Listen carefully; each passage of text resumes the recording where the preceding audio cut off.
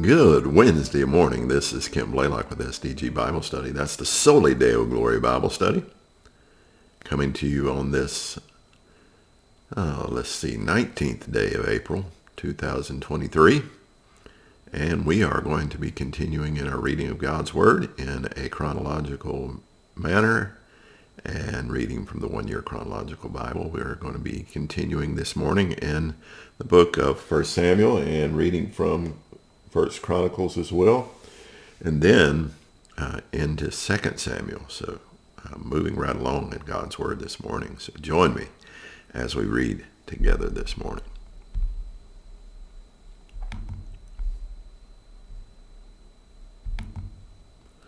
Beginning with 1 Samuel chapter 30.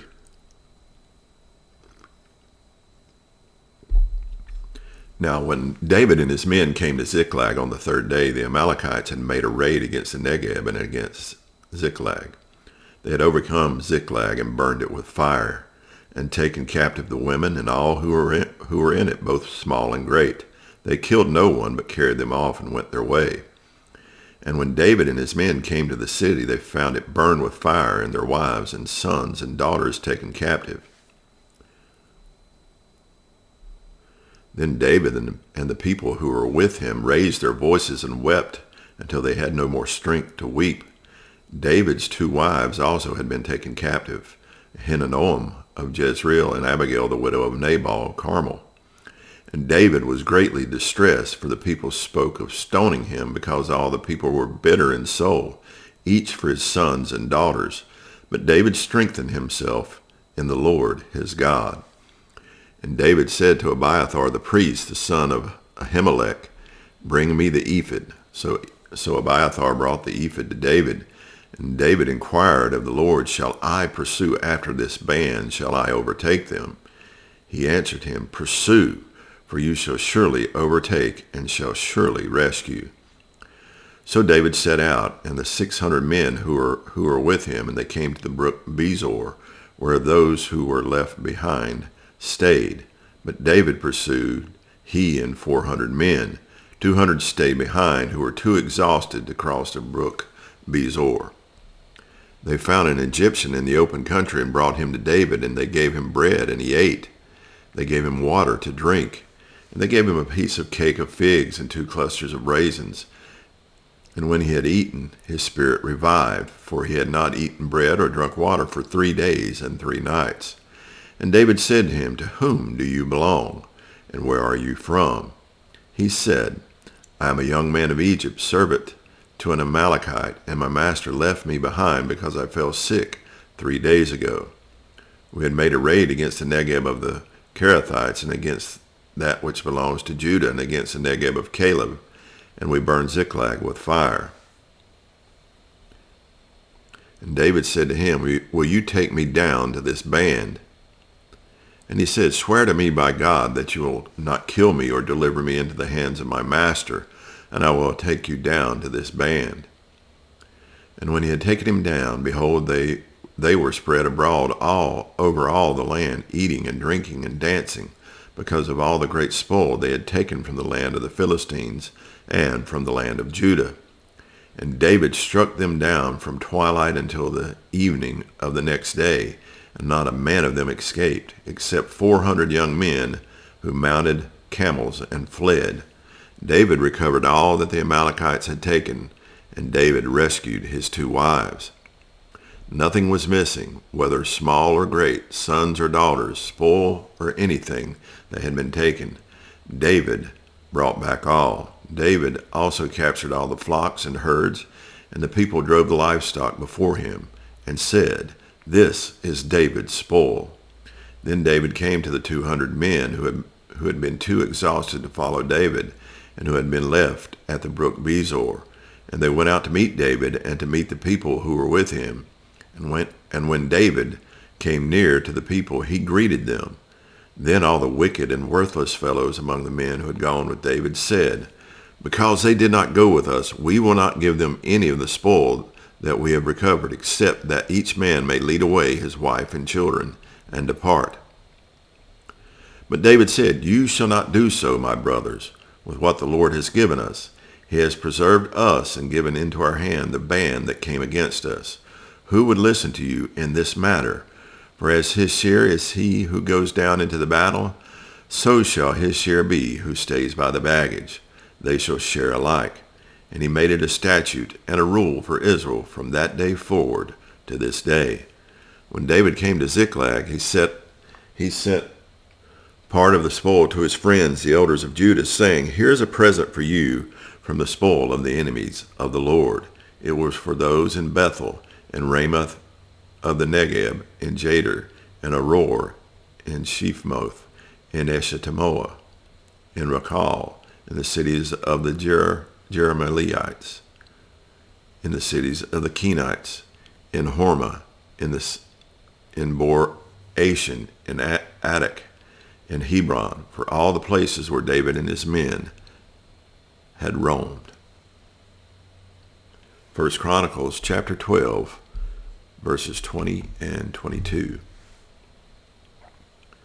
As he went to Ziklag, these men of Manasseh deserted to him: Adnah, Jozabad, Jediel, Michael, Jozabad, Elihu, and Zilithah, chiefs of thousands in Manasseh. They helped David against the band of raiders, for they were all mighty men of valor and were commanders in the army. From day to day, men came to David to help him, until there was a great army, like an army of God.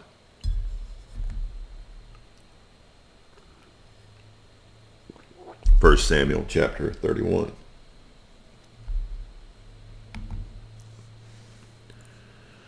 Now the Philistines were fighting against Israel, and the men of Israel fled before the Philistines and fell slain on Mount Gilboa. And the Philistines overtook Saul and his sons, and the Philistines struck down Jonathan and Abinadab and Malchishua, the sons of Saul. The battle pressed hard against Saul, and the archers found him, and he was badly wounded by the archers. Then Saul said to his armor-bearer, Draw your sword and thrust me through with it, lest these uncircumcised come and thrust me through and mistreat me. But his armor-bearer would not, for he feared greatly. Therefore Saul took his own sword and fell upon it. And when his armor-bearer saw that Saul was dead, he also fell upon his sword and died with him. Thus Saul died, and his 3 sons, and his armor-bearer, and all his men on the same day together. And when the men of Israel who were on the other side of the valley and those beyond the Jordan saw that the men of Israel had fled and that Saul and his sons were dead, they abandoned their cities and fled, and the Philistines came and lived in them.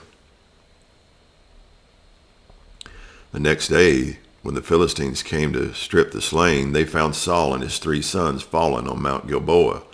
So they cut off his head and stripped off his armor and sent messengers throughout the land of the Philistines to carry the good news to the house of their idols and to the people.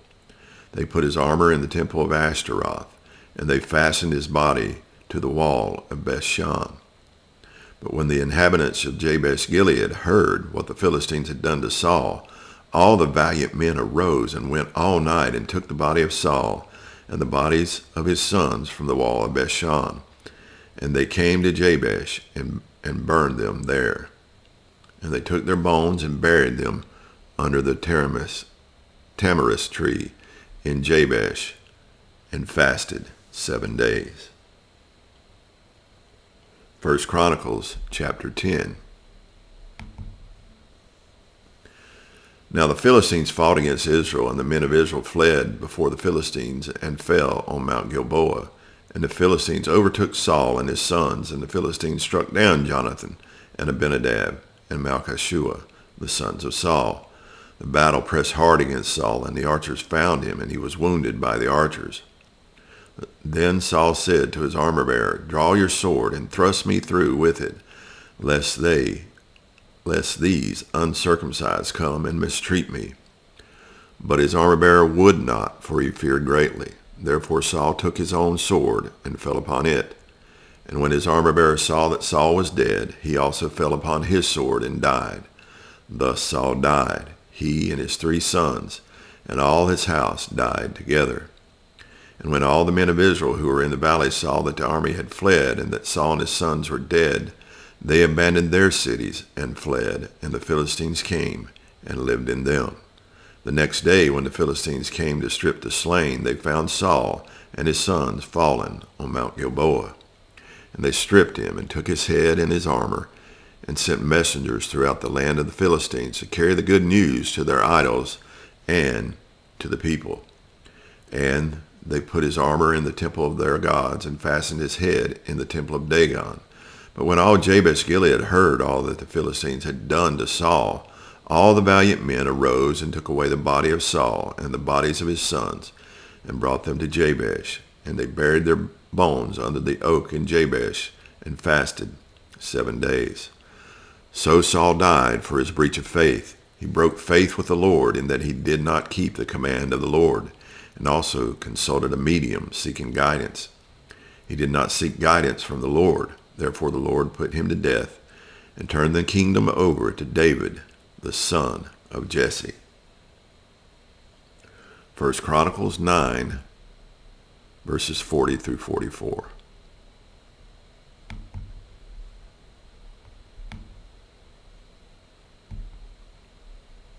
And the sons of Jonathan was Merib-Baal, and Merib-Baal fathered Micah.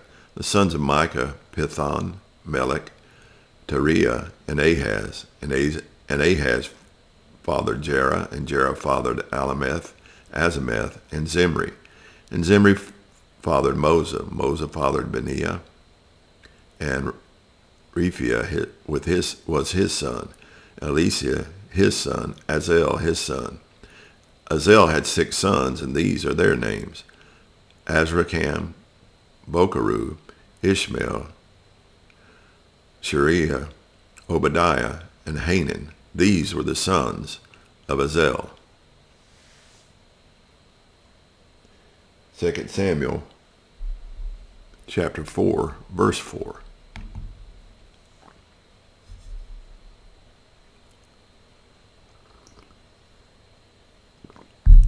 Jonathan, the son of Saul, had a son who was crippled in his feet. He was 5 years old when the news about Saul and Jonathan came from Jezreel, and his nurse took him up and fled, and as she fled in her haste, he fell and became lame, and his name was Mephibosheth. 2 Samuel chapter 1. After the death of Saul, when David had returned from striking down the Amalekites, David remained 2 days in Ziklag. And on the 3rd day, behold, a man came from Saul's camp, with his clothes torn and dirt on his head. And when he came to David, he fell to the ground and paid homage. David said to him, "Where do you come from?" And he said to him, "I have escaped from the camp of Israel." And David said to him, "How did it go? Tell me." And he answered, "The people fled from the battle, and also many of the people have fallen and are dead, and Saul and his son Jonathan are also dead." Then David said to the young man who told him, "How do you know that Saul and his son Jonathan are dead?" And the young man who told him said, "By chance I happened to be on Mount Gilboa, and there was Saul leaning on his spear, and behold, the chariots and the horsemen were close upon him. And when he looked behind him, he saw me and called to me, and I answered him, 'Here I am.' And he said to me, 'Who are you?' I answered him, 'I am an Amalekite.' And he said to me, 'Stand beside me and kill me, for anguish has seized me, and yet my life still lingers.' So I stood beside him and killed him, because I was sure that he could not live after he had fallen. And I took the crown that was on his head and the armlet that was on his arm, and have brought them here to my Lord." Then David took hold of his clothes and tore them, and so did all the men who were with him. And they mourned and wept and fasted until evening for Saul and for Jonathan his son, and for the people of the Lord, and for the house of Israel, because they had fallen by the sword. And then David said to the young man who told him, "Where do you come from?" And he answered, I am the son of a sojourner, an Amalekite." David said to him, "How is it you are not afraid to put out your hand to destroy the Lord's anointed?" Then David called one of the young men and said, "Go, execute him." And he struck him down so that he died. And David said to him, "Your blood be on your head, For your own mouth has testified against you, saying, I have killed the Lord's anointed. And David lamented with his lamentation over Saul and Jonathan his son. And he said it should be taught to the people of Judah, behold, it is written in the book of Jasher. He said, your glory, O Israel, is slain on your high places. How the mighty have fallen. Tell it not in Gath, publish it not in the streets of Ashkelon, lest the daughters of the Philistines rejoice, lest the daughters of the uncircumcised exult. You mountains of Gilboa, let there be no dew or rain upon you, nor fields of offerings. For the shield of the mighty was defiled, the shield of Saul, not anointed with oil. From the blood of the slain, from the fat of the mighty, the bow of Jonathan turned back, and the sword of Saul returned, not empty. Saul and Jonathan, beloved and lovely, in life and in death, they were not divided. They were swifter than eagles. They were stronger than lions. You daughters of Israel, weep over Saul, who clothed you luxuriously in scarlet, who put ornaments of gold on your apparel. How the mighty have fallen in the midst of battle. Jonathan lies slain on your high places. I am distressed for you, my brother Jonathan. Very pleasant have you been to me. Your love to me was extraordinary, surpassing the love of women. How the mighty have fallen, and the weapons of war perished. And that's going to conclude our reading from God's Word this morning, as we've read some selected readings in 1 Chronicles, 1 Samuel, and 2 Samuel.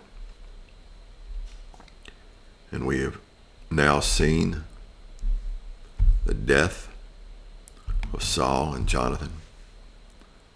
And we see David's lamenting and mourning over their deaths. Even over Saul, who had caused him such great misery and harm, he still mourned for him. And we see his love for Jonathan and his mourning there. But now it is time for David to step up and step forward as king over Israel. And we will be beginning to see the reign of King David in the coming days. I hope you will join me with it. I hope you have a blessed day today, and that you give God the glory in the day that he's given us. Soli Deo Gloria.